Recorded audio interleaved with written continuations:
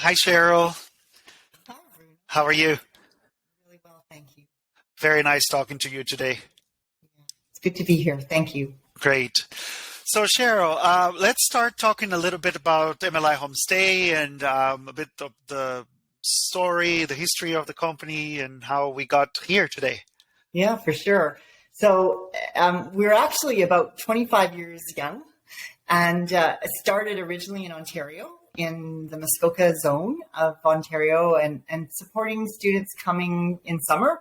And then it moved very quickly to being year round for students, not just coming for a couple of weeks, but kids coming to study for a semester or for a full school year, and more now, even to come to graduate. So we have a beautiful mix of young people coming from around the world, from really all continents. And I mean, that in itself is pretty exciting. And certainly families and communities from coast to coast are now involved in hosting our students and caring and supporting those kids. So it's come from being a pretty small original idea of helping families, help students to be safely here in Canada, away from their parents overseas, to now being something that's happening in big city centers in Canada as well as in small towns. And yeah, it's pretty amazing. It's been a wonderful life work for me.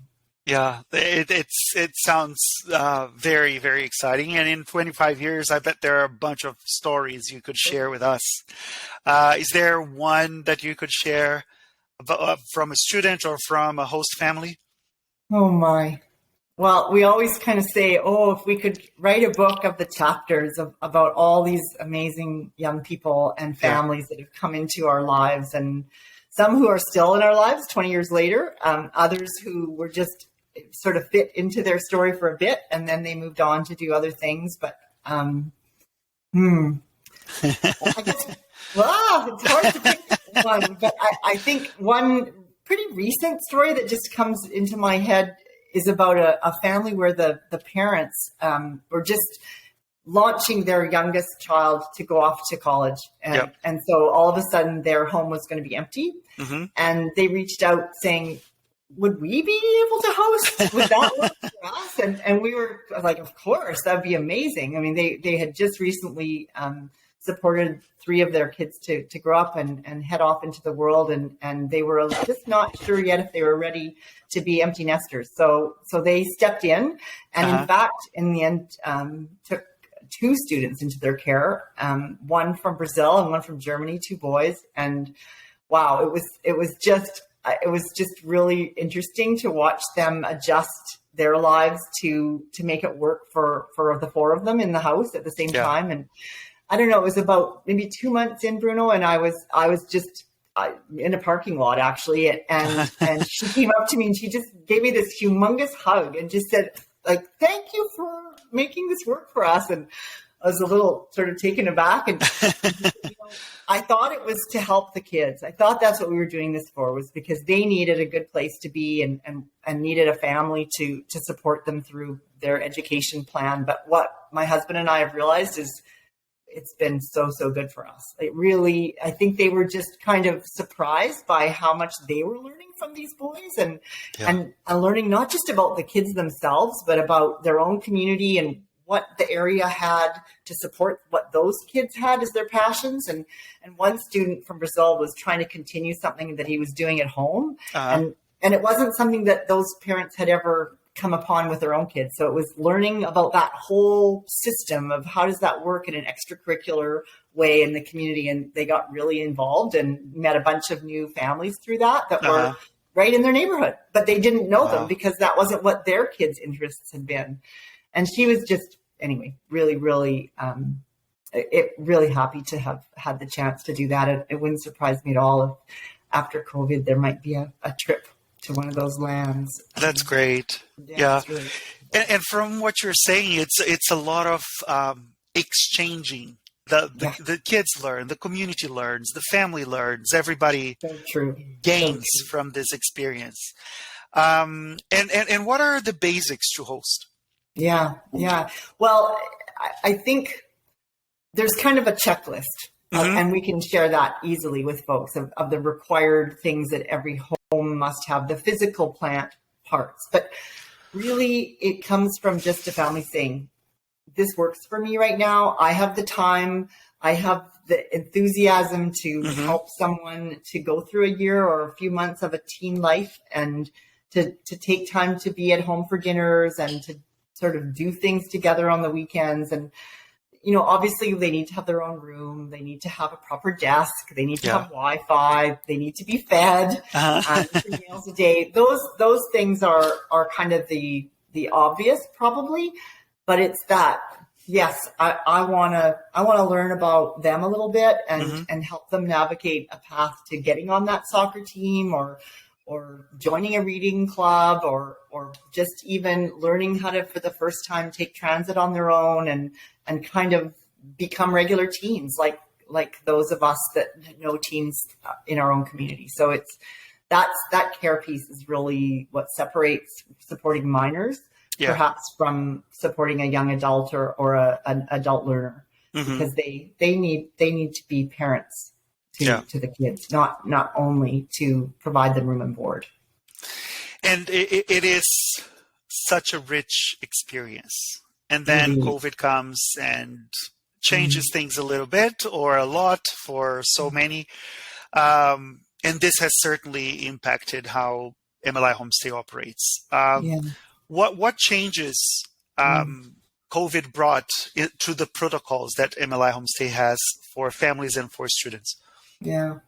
Well, there were many students here when it happened, right? Yeah. So we were caring for kids that were in communities all across Canada in that January to March time, as we were realizing this was not just something happening elsewhere, but it was actually happening here in Canada, and that we needed to be safe to support the families, to sort out whether students should be returning home, whether students could go to school, and how they could study remotely, and whether families needed things to support them in order to support the kids, whether that was a change in, just how we enter and exit our home and what the rules are, even learning about hand washing and masks, all those practical things. Yeah. And now we've all learned through that. And some of those students stayed with us and are actually still here with us.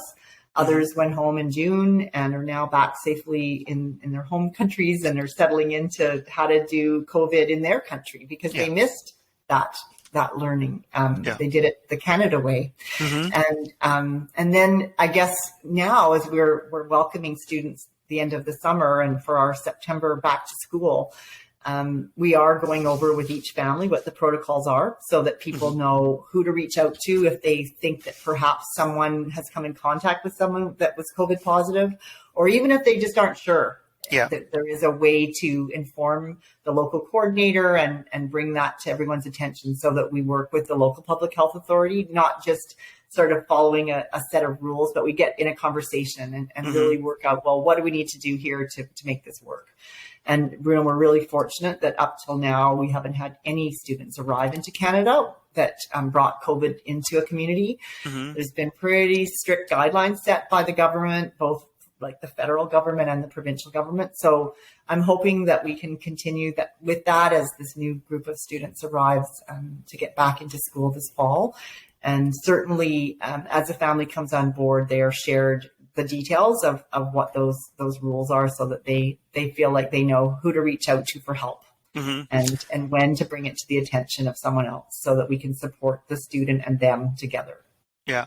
And we still have a few days for the students to arrive, and protocols might change until then. That's true. Right? It's like what is true today. Yes, exactly. And what is true in where I'm sitting and where you're sitting and where each host is living, it might be a little different. So we're really aware of that. And the local public health authority plays a big role in supporting families. And all of us have been reading and following the news, but it really comes down to what are the direction given to us at the local level. And that's what we follow.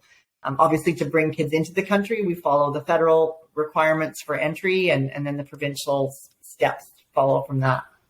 That's great. And following pretty well from the track record that you were sharing, and having students through the summer here, that's That's great. Yeah. And, now that things are opening up a bit, students are able to get out and enjoy, and we feel confident that this fall there'll be more of that. I mean, safely and cautiously, but in a calm, real way, they'll be able to integrate into high school life. And I know the students who've been here since the spring are so ready to meet classmates in person and to start to, be part of after school clubs and lunch hour activities. And so that'll be great. That's pretty exciting. Yeah. And okay, so families, and I think this is a great idea. If I want to apply to be a host family, what do I do?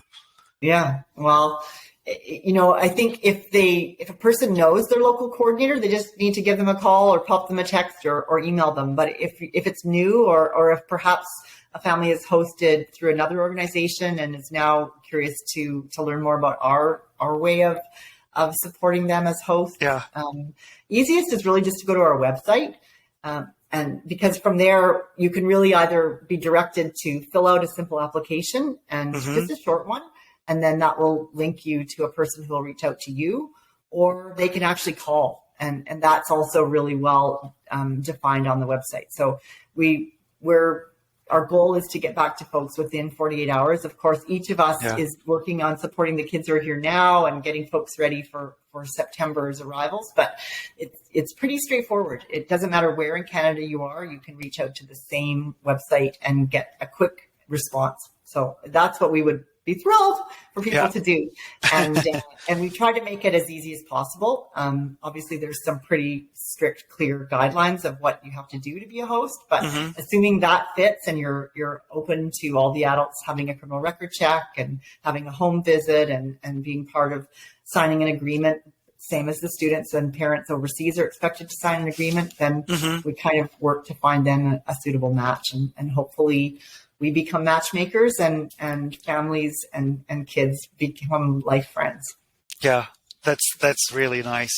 Now we talked from what you're saying. It's a lot of steps, right? That we need to make, and we talked a bit about past experiences, what is happening with students, what has happened to students while they were here. Now, we have students come in August, September. We know a lot of families have been matched with students. What is the situation now for students who are arriving in August, September? Do we need families? We still need families? We still need families. We're always glad to have new families come on board. It may be that there's an immediate need for a student to be matched with a family, or it may be more as a backup. That perhaps between now and when students arrive, something changes for an existing family that's on board to host. Yeah. And they have to step away for a short period of time or maybe permanently. So we're always glad for good people who would like to explore this with us further. And in fact, we do need families in BC and Ontario now yet still for those kids coming in September. So we would be so glad for folks to share this and reach out to friends that they think might also be suitable hosts. Yeah, sure. and the website shows all the communities where you are actively searching for families, right? That's right. Yeah. That's great, Cheryl.